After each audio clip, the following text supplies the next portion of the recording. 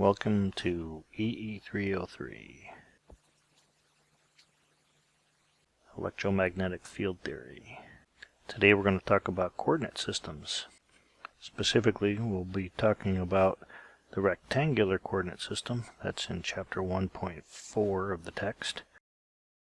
And then we're going to look at chapter 1.8, which talks about the cylindrical coordinate system. And then we're going to talk about the spherical system, which is covered in chapter 1.9. Within each one of these, we'll look at a couple of things. First, we'll define a vector in it. Then we will talk about what the unit vector looks like. Then we will look at the relationship between the x, y, z and the cylindrical or spherical system. And then finally we'll look at the differential elements, those being the contours, differential surfaces, and the differential volumes.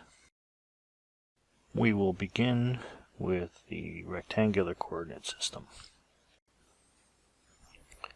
So we're going to start with the Cartesian coordinate system, or the rectangular coordinate system, and we're going to find a point P, and we're going to place that at x equals 4, y equals 5, and z equals 6. So what we're going to do is start at the origin, and we're going to come out 1, 2, 3, 4. And then we're going to come out 5 in the y direction, and then we're going to come up 6 in the z direction. So this is going to be 4, 5, and 6. So that's pretty straightforward. So our vector is going to start at the origin and it's going to come out to this point P. That's going to be our vector. So now we're going to look at the unit vectors that we have for this configuration, if you will. The unit vectors include the vector on the a-axis here.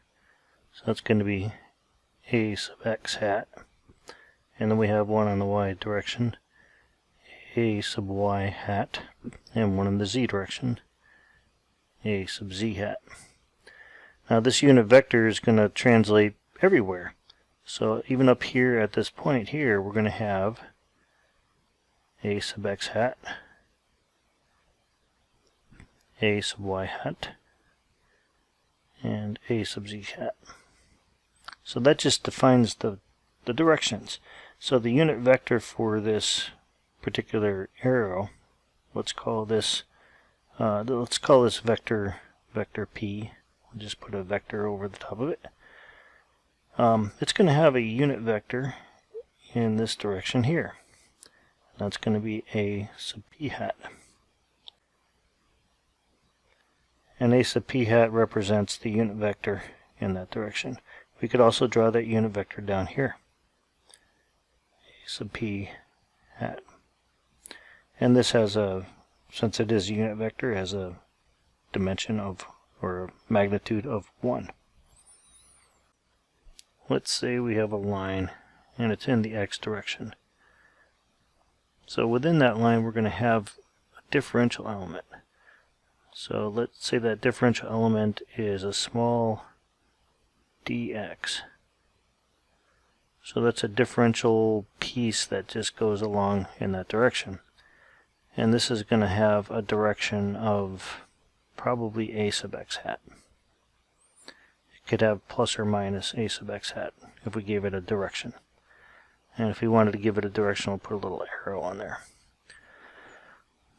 So if we had a line that was going along this way and we want to integrate it along that line, we would integrate over dx and then go from this point out here, which is, call this x1, and call this point here x2, and we would have the integral from x1 to x2 times dx, and that would give us the length of the line.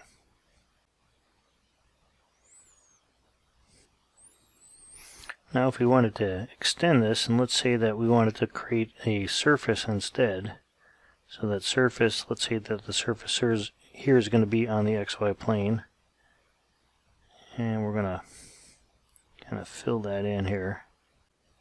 So now on the surface, somewhere here we're going to have a differential surface element. And that differential surface element is going to have a length in this direction, that is dx. And in this direction here, it's going to have a length dy.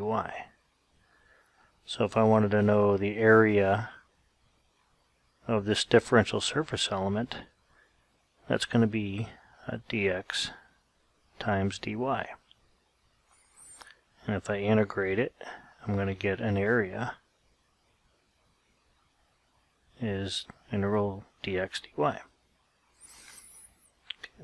Now if I wanted to make this a vector, then I'm going to recognize that this angle, or this surface area here, is going to have a surface direction, which is in the z direction.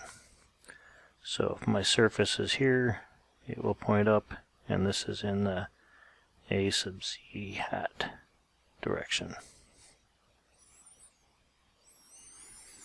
And finally, if I create a volume going from z here,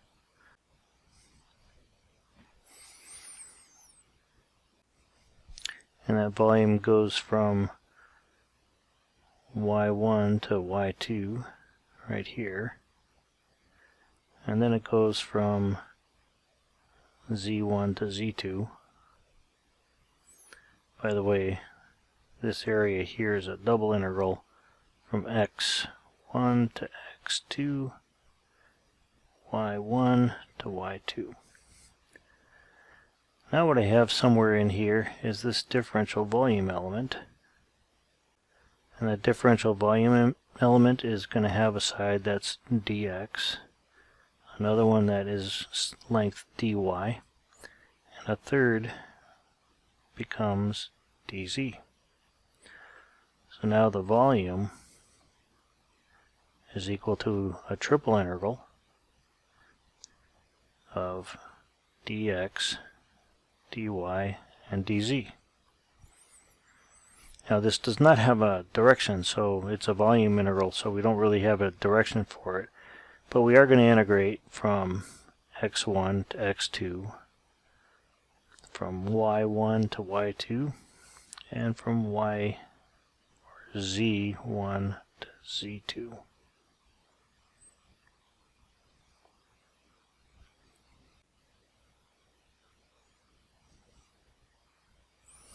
So now if we look at the figure in the book, this is basically the same thing. We've established some volume here, and that volume is going to be outlined by this cube here. And we have our differential lengths here, a dy, a dx, and a dz. And then we've got some surface areas. This surface area here is dy dz. This one up here is dx dy. And this volume here is dx dz. And the total volume, if I made this volume of this differential cube, it's going to be dx dy dz.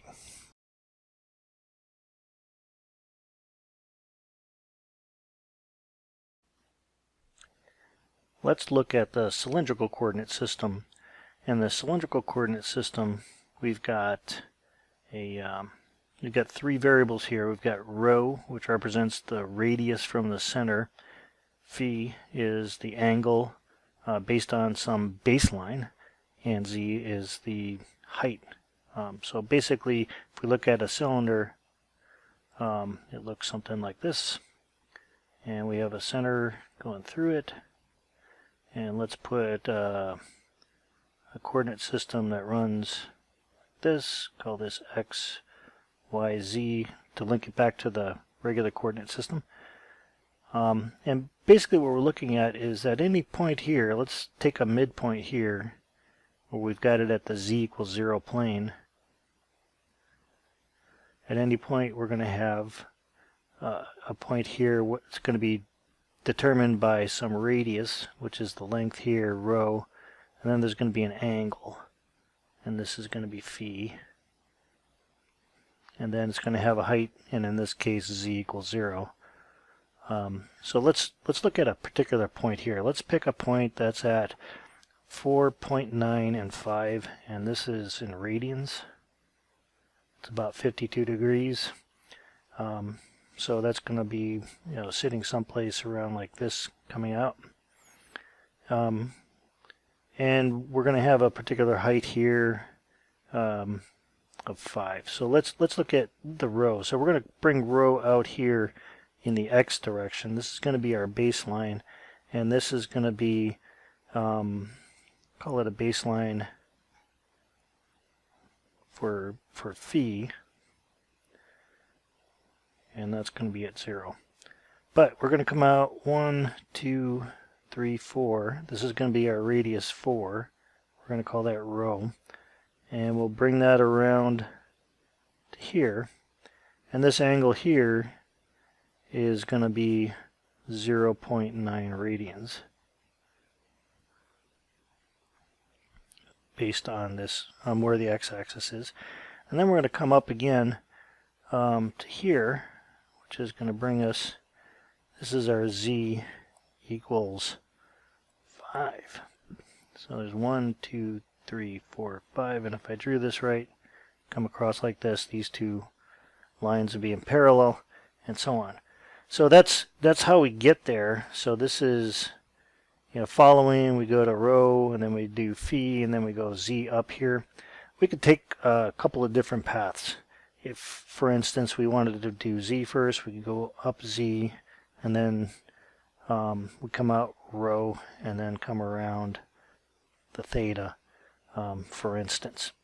Anyways, this is what we've got, and what we're going to do is draw our vector from the origin up to this point here. So we're going to call this vector here vector p. P is going to be equal to 4a sub x hat, a sub rho hat, plus 0.9 a sub phi hat, plus 5 a sub z hat. Okay. So that would be our vector.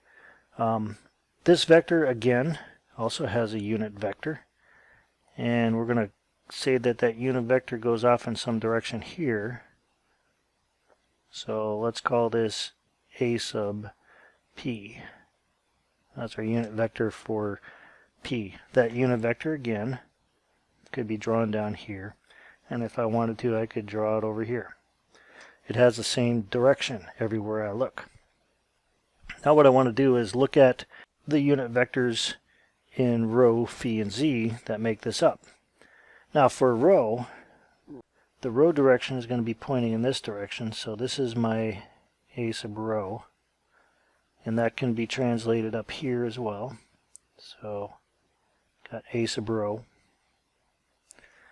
and again over here, a sub rho. Now let's look at phi. So phi is kind of special, where we're going to be following this line here, and then the phi unit vector is going to point tangent to this point here. Right? It's not curved, it's straight. So this is going to be pointing this way as well. And the thing that we notice is that we have the rho unit vector, a sub rho, and we have a sub phi. And this angle here is 90 degrees. And in radians, that's going to be equal to pi over 2 radians. And let's just for completeness put this one over here. A sub rho, a sub phi. Alright, so now we've got the two components, and the last one is going to be z. And that z component is going to be going in the z direction. And we could put that here, we could put that here, and we could put that over here. Right. So for this particular vector, the unit vector is going to be pointing in the rho direction, the phi direction, and the z direction. And the z direction is also perpendicular to the rho and the phi. So we have three orthogonal directions.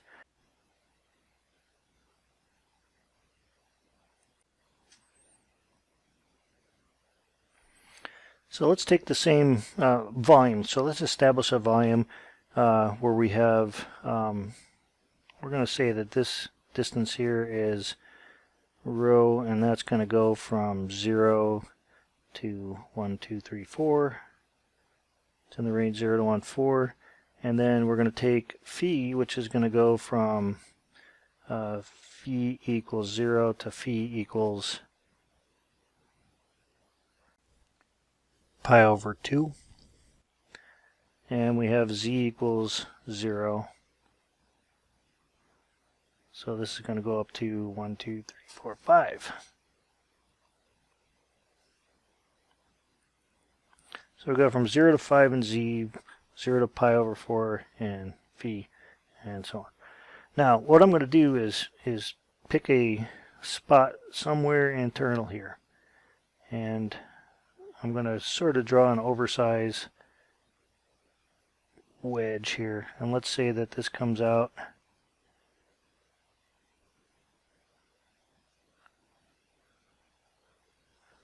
here, and then I'm going to draw the other pieces. So this is a differential surface or differential volume element, and it has surfaces on each one of the volume elements. Okay, so let's concentrate on the this element here. Now, if we look at this distance here, we're going to call it dz. Right? That's pretty straightforward.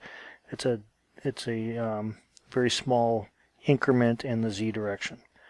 Okay. In this direction here, from here to here, we're going to call this one d rho. So that's pretty straightforward as well. D rho is just an incremental distance, a differential distance in the rho direction.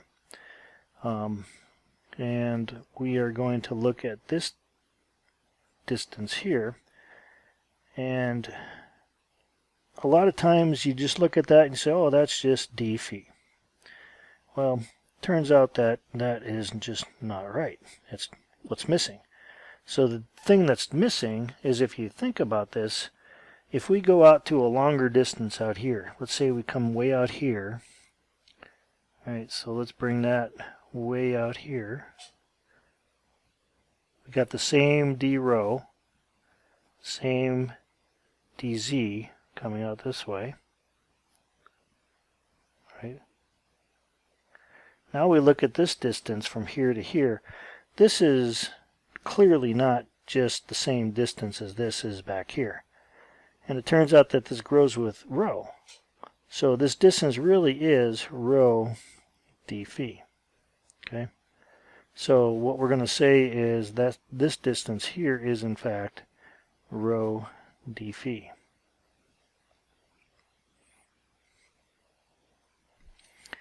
And then just cleaning this up a bit, this is going to be rho d phi.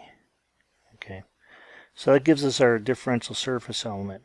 Now, if we want to, that gives us our differential volume element. So if I wanted to do the volume, I would say the volume is going to be equal to a triple integral. And that's going to be for rho equals 0 to 4. And this one here is going to be phi equals 0, pi over 2. And this is going to be z from 0 to 5. Right? So that's going to be taking this differential size here. We're going to have d rho as one of the lengths of this cube here. And then we're going to have rho d phi as this length here. And then we have to have this length here, which is dz. Right. And then this is just going to be equal to the triple integral of rho d phi dz. Okay, so that's the volume. Now we might have a surface element instead. You want the surface here, And that surface is going to be a double integral here. In this case, it's going to be rho d phi dz. Rho d phi for the segment here, and then dz up here. And that surface integral is going to have a direction if we need to have it be pointing in one direction. So this is going to be, this is just going to be s, which is, or I should say, a sub rho is going to be the surface of this particular piece here. Now if this was tilted or something, there might be other pieces to that. But this is going to be the surface. And if we wanted to make a vector out of this, then we would take this whole thing, which is a magnitude, and we're going to multiply by a sub rho. And then finally, if I just wanted a distance, so a length, that's going to be equal to a single integral and one of the surfaces. So if I just wanted to know this length here, that would be rho d phi. And then I would integrate that from 0 to pi over 2, for instance, and that would tell me the entire length all the way around there at a particular distance rho.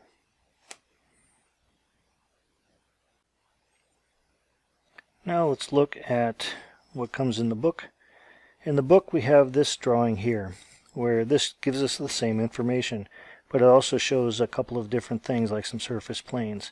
This one, z, it was equal to a constant. That represents this surface here. Right? So that's a constant surface that you can see protruding out of here. Now if I had phi as a constant, that's going to be constant and everything else is variable. So you're going to get this surface here. Right? And if I held rho as a constant, I would get a surface here.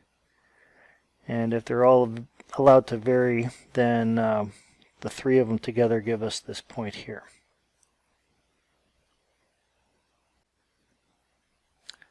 And finally, we want to look at the different parts together. So for instance, if I have, let me throw up some unit vectors. If I've got a unit vector here in the z direction, and then I've got a unit vector in the y direction, and then a unit vector in the x direction. When I do this in terms of the rho phi z, I may have a unit vector in this direction, which is the rho,